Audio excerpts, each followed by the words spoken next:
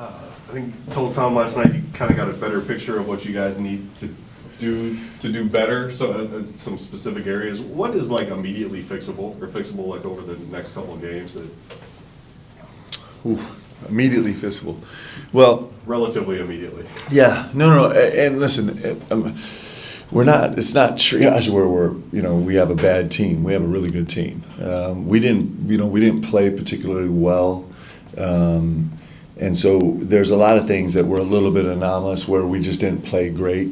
And certainly Georgia had some contribution to that. So it's we're continuing to work on the glass right now. That's been something that's it's interesting because we had been one of the top defensive rebounding percentage teams in the country, and that's kind of bit us a little bit. And so we're rethinking some approaches there that we hopefully will see immediate progress on, because we've been really good, right? We got to be good in this league right now with the physicality and the way this is being played.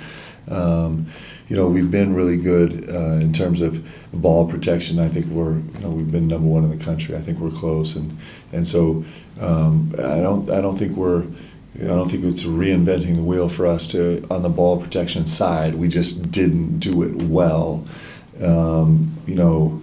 In this game, and you take 3 offensive fouls that were interesting, and then you take some, and actually more than that, just because of the wedging fouls, the offensive rebound fouls, and so the biggest contributor to our turnovers was actually the whistle part of the game, right? That we're trying to figure out. So, there's certainly areas that we're going to continue to grow and fine tune, but there's not a lot of total restructuring going on.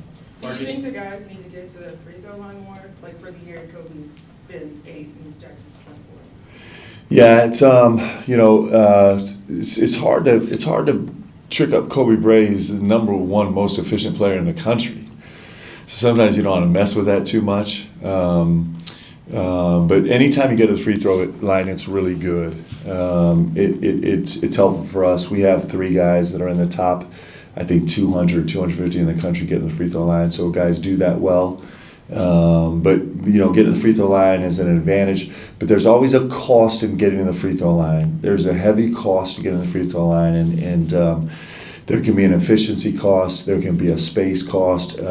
You also, getting in the free throw line means you have to at some point put the game into the officials' hands, which is a very, very dangerous, inconsistent space to live in. That's not taking a shot at the referees. It's just that you're taking the game out of your hands and trying to put it in someone else's hands, and that's always just a complicated issue. So certainly as a part of the game, it's really important. Our style of play is never going to lend itself to us being, we're not striving to be the number 1 free throw shooting team in the country in terms of attempts, because I think the cost of that is too high. But we'd like to have a presence there for sure. Mark, in your coaching career, have you had a team that maybe wasn't physical enough, and did you have to do something mid-season to get your team to be more physical? Or do you think this current team you might have to do something like that? Yeah, I think everybody's trying to be more physical. I don't think that's I think that's kind of it's one of the first things we reach for, is probably the best way to say it. Just I think in basketball in general, and the physicality of the game is it's an important part of what happens in the league for sure. The game always gets more and more physical in the league, and so our guys understanding, and there's also a part of understanding where you can be really, really physical and where you can't, right? And that's part of our determination. There's a lot of facets of that. One is just like the physics aspect of it, of having a low center of gravity and kind of being the hit first guy and a first hit and a second. There's all the schematics and the skill of it. And then there's also the mentality of it, and the IQ of it. The mentality of it is kind of this aggression side of it, where you're always thinking about contact. And then the IQ of it is understanding when and where it's appropriate and where it can be utilized and where it's important. And so all 3 of those levels are places where you kind of are where we're, learning the game, studying the game, trying to implement the game, and it'll be a really important part of the game and league and our league and everybody's league. That's what league play is. But you talked about after the Ohio State game was that default when Mhm. things go rough or maybe when shots aren't falling. There's been a lot of talk about that even after the last game. Yeah. What do you think at this point in the season you have to do to maybe get that default away from, you said, somebody trying to take it into their own hands? Yeah. When the going gets tough, especially on the road. Yeah, that's one of the things that's not an easy answer to. That is, when you start talking about trust and belief, not in each other, our guys trust and believe in each other, but when you start talking about trust and belief in where you go for answers, that's a process that everybody is trying to find, and it's not a matter of not being able to find it. I mean, our guys have found it a lot this season. Like, there's been a whole lot of trust and faith on this team where we've gone to the right well, to find answers in the biggest games that have been played all season, right? But being able to get there every single time is part of the challenge, right? At the end of the year, it's, can you get there 6 straight games? Can you go to the right space with all the different distractions, different vibes? Can you keep going right to the same place and keep trusting over and over and over again? And so that's kind of the space we're living in right now, is how consistently can we be in the right spot on the floor? How consistently can our faith be placed in the right space? How consistently can we tune out all the distractions that happen around the game and kind of be locked in just to the moment? We're fully capable of doing it. We've done it at the highest level. We've done it pretty consistently, but now can we do it every time? And that's what every team in this country is striving for. It's like what percentage of time can you be in that space? What do you know about Mississippi State and what they present to you? They're good. Ooh, they're good. They're really good. We have to, you just clip and paste that onto the next game too, whatever team we ask. This team's really, really talented. They got an elite level scorer, playmaker in their point guard. And his number 12 is a real talent. He's been doing it for a while. He's really, really dangerous. They have a really unique piece in their starting 4. Is very much a Draymond Green vibe. He's a really terrific, creative passer. He's got an unbelievable sense of space and time away from the ball. You can see cutters. He can pass off the bounce. He can be really aggressive to the rim. He plays like a really, really big point guard.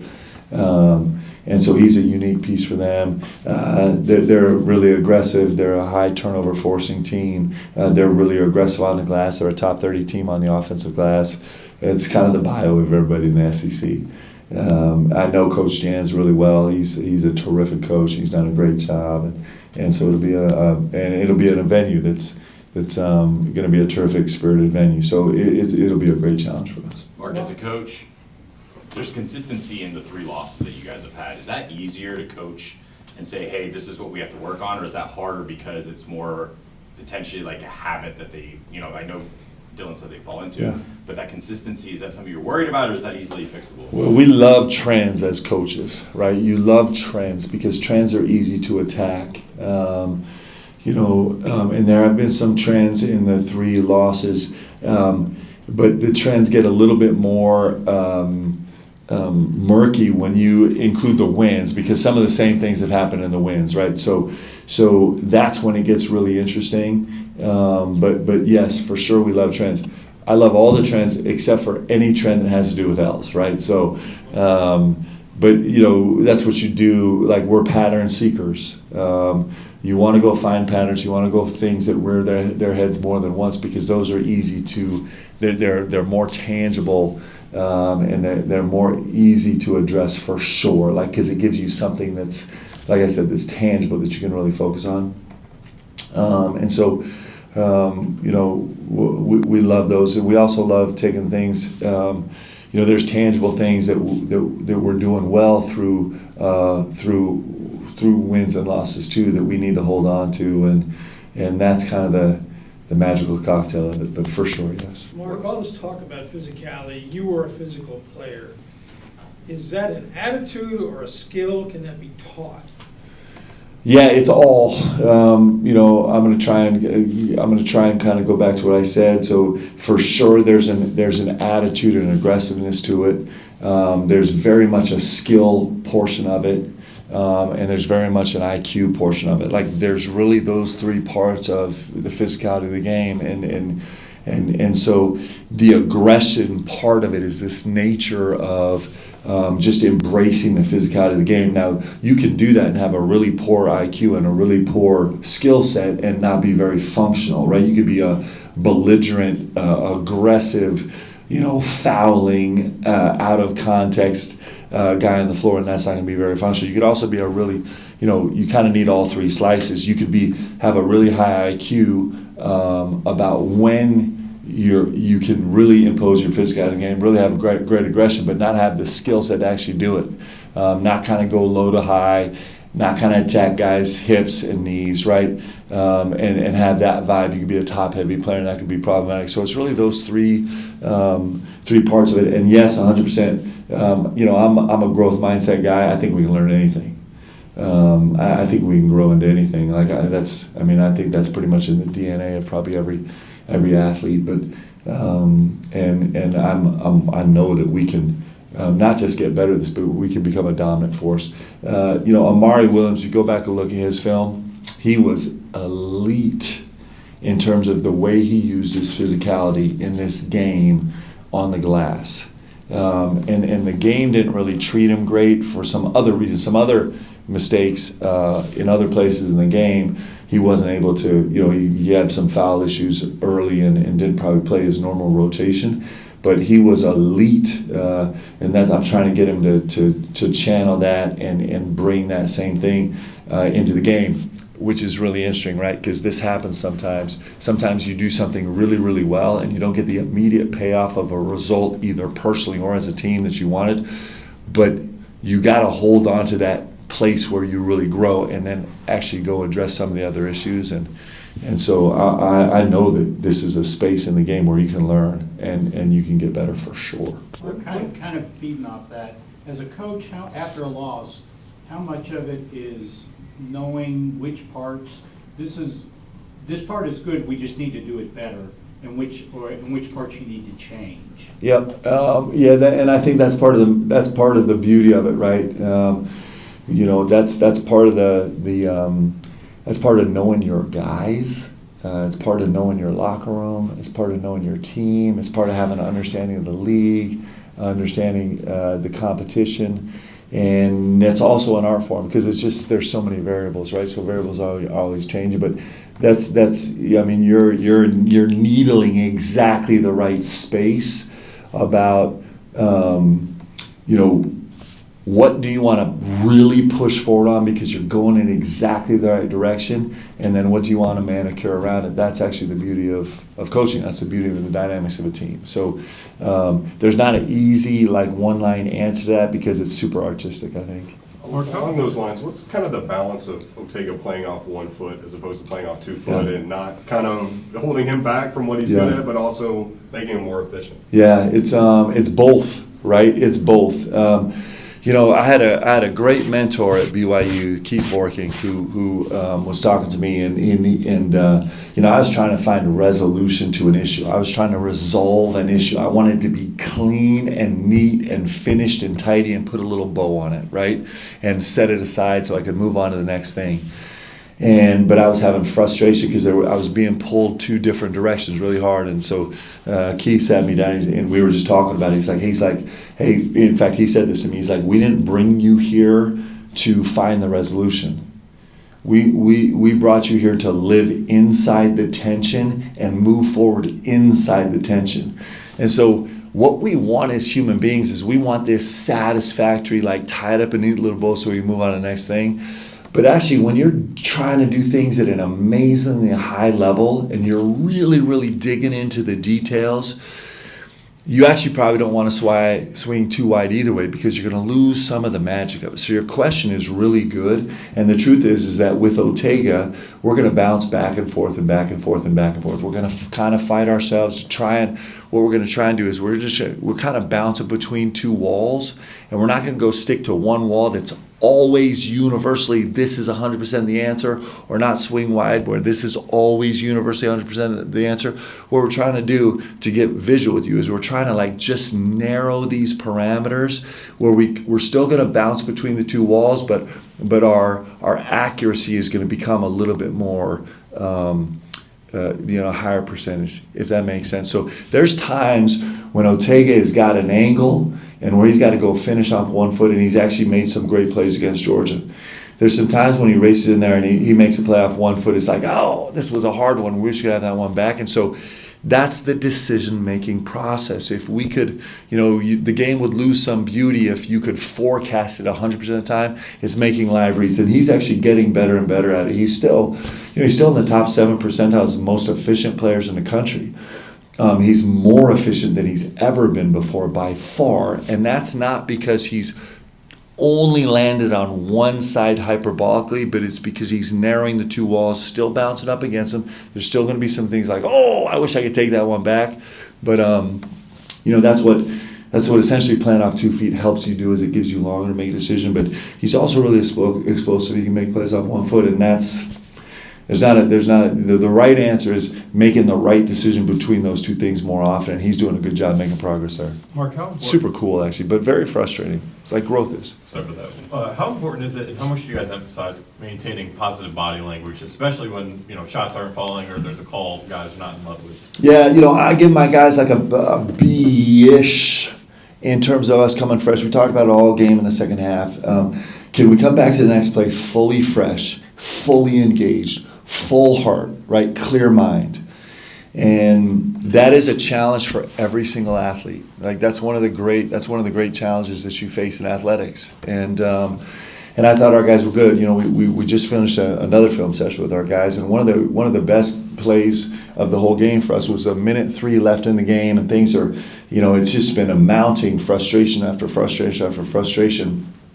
And Ortega, gets to the rim and has a layup and then has a tip and misses them both and ends up on the floor and the ball's out of bounds. And Brandon Garrison, young, beautiful Brandon Garrison, runs all the way from outside the three-point line, sprints across the floor to pick him up with the 1:03. With all the hard, bad stuff going on, those are the moments where you're like, okay, let's go. Like this is the stuff that you build off of, that you continue to, those are things where you hold on to, like, okay, like the ingredients are there. We just are going to play better.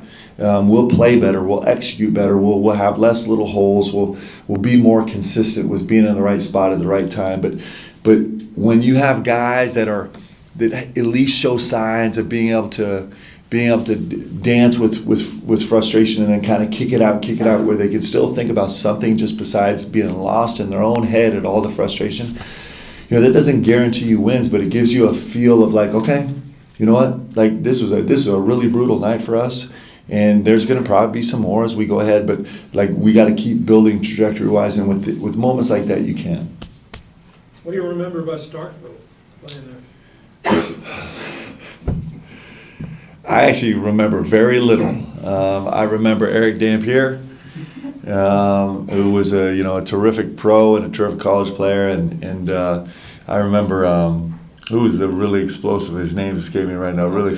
Dante Jones, of course. I remember Dante Jones. I remember going to Starkville and having a big win, a really physical game, I remember the vibe in the gym was electric, like it usually is there, and I remember high level competition. It was fun that year. Both of us were in the Final Four. Dante had 9 turnovers in the regular season game. But then he blew us up in the SEC championship, man. He lost his mind. Him and everybody else on the team, and we had walk-ons making 1 foot runners, from 17 feet. That's why this game is so beautiful. And it is beautiful. And, when you do it right, when you're built the right way, I forcibly went to trying to remember our game at Mississippi State, which I remember somewhat that we won. But like all the stories I tell are from the SEC championship when we lost to Mississippi State.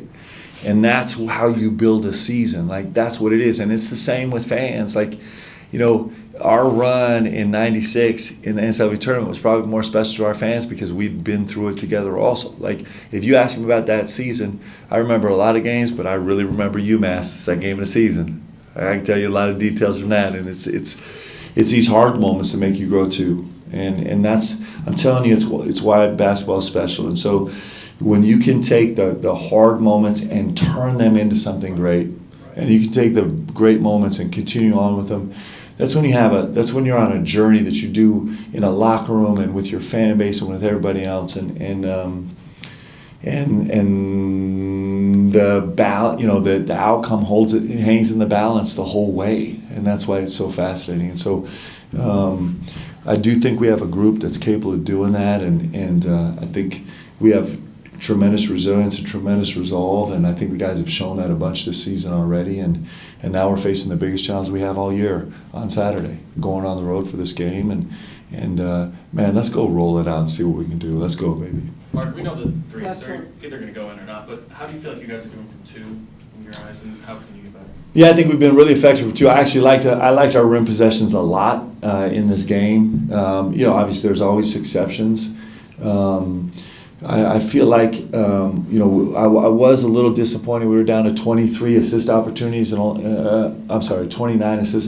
only 23 high-value assist opportunities, and so those numbers are low for us. In our top 100 games, we've been 36 plus in assist opportunities. So we were almost a decade short of that, almost 10 shy, and so that's a space where we would like to fight to be incredibly consistent. Average out, we're close to 40 is how we've been for the season, and so that's a nuanced conversation. Back to your point earlier about getting to the free throw line. Part of the cost of getting the free throw line is that it can take away some of the assist opportunities that actually makes us really dangerous and makes us really beautifully dangerous offensively, and so there's a balance there. Because you look at the assist to turnover, it's like 2. Yep. But you only had 8 assists, the 13 Yeah. turnover. Is that just not threes not falling, or is there something in 2? Well, the 14 turnovers is a little bit of an anomaly for us this season, and that was very, very distressing. And also the assist was very, very distressing. So way to hit on a really, really sore point, man. Just break my heart right here. I'm just wondering if there's... We just bring that up again. Let's you next time we come in, you have a T-shirt that's like 814. I'm kidding, but. That's a space that we take a lot of pride in, and when our assist turnover ratio is right, it's a manifestation of us actually playing the right way. That's actually the result of us being judicious with how we play and being incredibly forceful with how we play. And when we don't have that, and you backtrack how we got upside down, it's usually shows us that percentage-wise we're just like, we're a little bit sticky. We're not quite cutting as hard. We're a little bit like, I'm going to go save this myself. Just a little bit. Like, there's a little bit of that, of all those dynamics that seeps into it that gets us lit upside down. And for sure, sometimes you don't make as many shots. For sure, that's part of it. But the nice thing is assist opportunities doesn't include making or missing shots, right? High value assist opportunities has nothing to do with making or missing shots. And so they're more consistent markers for us. And so those numbers, while you're going to make some shots some nights and not make some shots the other night, those numbers can stay really, really consistent, and that's our goal is to keep those more consistent.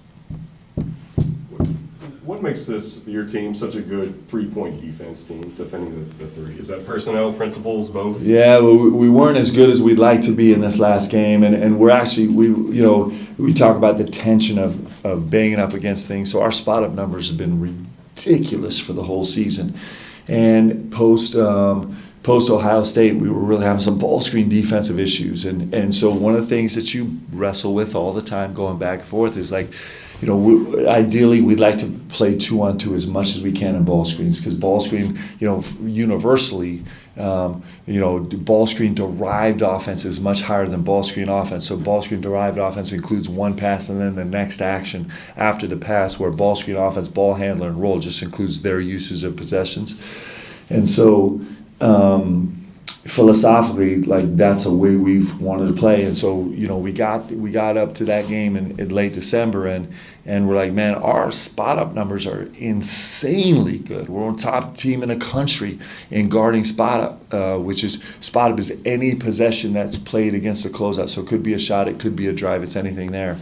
And our ball screen, ball handler defense was just okay, but points per possession wise, it's much lower traditionally than a spot up percentage. And our roll percentage was a little higher than we like, but usage wise, it was pretty low. So all those numbers worked out.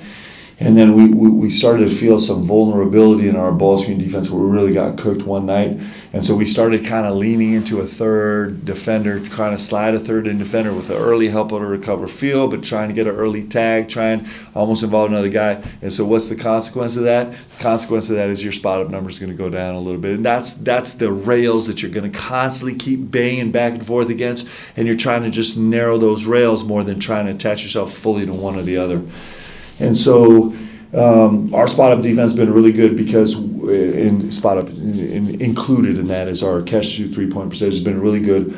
Partly because there's always an anomalous good fortune, but partly because we've been incredibly devoted to it, and we've maybe swung just a little bit wide on being great there, and we've paid some consequences. But we're going to keep knocking back and forth against those walls and hopefully narrow the walls. But that's a long-winded answer to your question. Well, you're not leaving the corner open too, Last right? one. When the third one's shading, right? And Well, it could be anywhere. It could be anywhere. Sometimes it's a down week where the next pass is the pop guy, right? So it's the fun part of the game, right? It's the part of the game where this game would be super easy, and you guys all know, I'm not telling you anything you know. This game would be super easy if you could just say, hey, we're going to do this and this and this and this and this and this 100% of the time, but then we'd all be bored and none of us would be here. And so it's a really fun, like data-driven, nuanced, field-driven part of the game that's fun, and we have a group that's really invested in kind of like, we want to explore this game, man, and we want to know this game and learn this game, and our guys are well on the way of trying to do that. Thanks, guys. Have a great day.